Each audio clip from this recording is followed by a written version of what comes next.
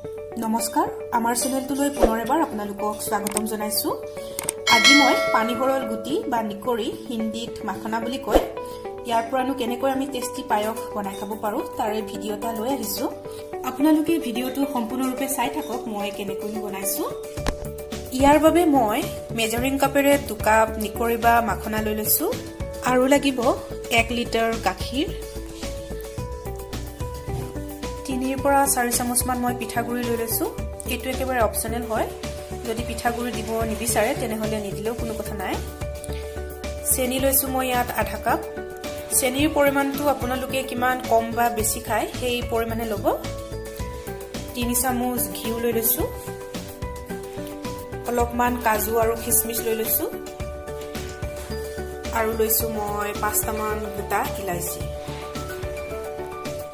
প্ৰথমে কেৰাহী এখন মই গৰম হ'বলৈ দিছো।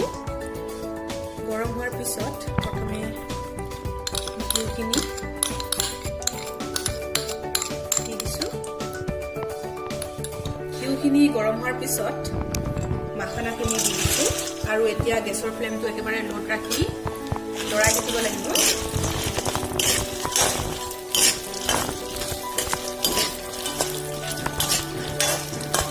মনত ৰাখিব যে দুধ যেতিয়া এইখিনি ভাজি থাকিব একেবাৰে গেছৰ ফ্লেমটো লোত ৰাখিব, নহ'লে সোনকালে পুৰি যোৱাৰ চান্স থাকে।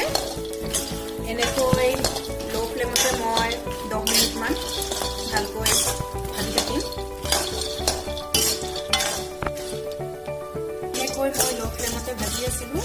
দেখিছে নহয় ৰংটো অকণমান ৰঙচুৱা হৈছে, আৰু হৈছেনে নাই চাবলৈ আপোনালোকে এনেকুৱা এটা ল'ব আৰু এনেকৈ হাতেৰে দেখিছে যেতিয়া এনেকৈ ভাঙি যাব এইখিনি ভালকৈ আমাৰ ভজা হৈ গৈছে।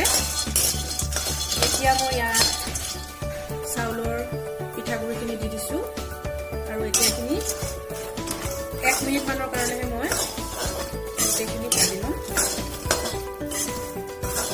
এইখিনি ভালকৈ ভাজি ল'লোঁ আৰু এতিয়া গাখীৰখিনি মই ইয়াত দি দিছোঁ।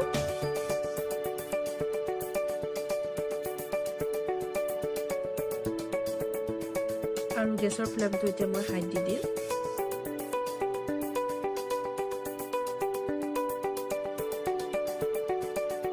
আৰু এতিয়া এইখিনি মই এক উতল আহিবলৈ থৈ দিম। উতল অহাৰ পিছত এনেকৈ ওপৰলৈ উঠি আহে, সেইকাৰণে মই এতিয়া গেছৰ ফ্লেমটো লোত ৰাখিছোঁ আৰু এনেকুৱা সময়তে কাজু আৰু কিশমিশখিনি দি দিছোঁ। লগতে মই খুন্দি থোৱা ইলাইচি কেইটাও দি দিছোঁ আৰু এতিয়া এইখিনি লৰাই থাকিম। আমি এনেকৈ লৰাই থাকিব লাগিব।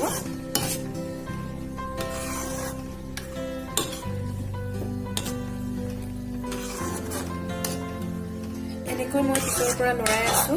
5 মিনিটমান হৈ গৈছে। দেখিছে নহয় মই গাখীৰ যিমান দিছিলোঁ তাৰ অলপমান কমি আহিছে। এইখিনি নিসিজালৈকে আমি এনেকৈ লৰাই লৰাই সিজাই ল'ম। আৰু এতিয়া মই ইয়াত চেনিখিনি দি দিছোঁ।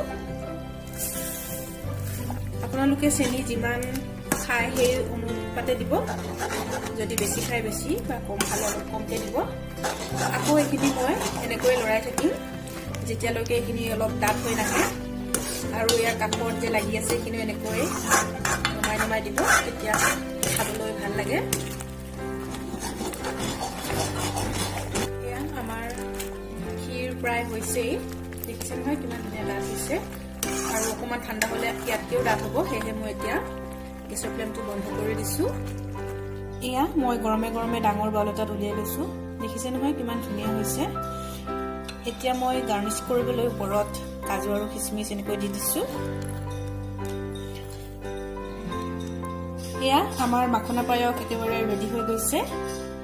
এই মাখনা পায়স ঠাণ্ডা বা গৰম দুইটা প্ৰকাৰে খাবলৈ খুবেই টেষ্টি লাগে। আপোনালোকে যদি এইদৰে মাখনা পায়স বনাই খোৱা নাই তেনেহ'লে এবাৰ নিশ্চয় ট্ৰাই কৰি চাবচোন। আৰু আজি যদি আমাৰ এই ভিডিঅ'টো ভাল লাগিছে তেনেহ'লে প্লিজ লাইক, কমেণ্ট আৰু চেনেলটো ছাবস্ক্ৰাইব কৰিবলৈ নাপাহৰিব।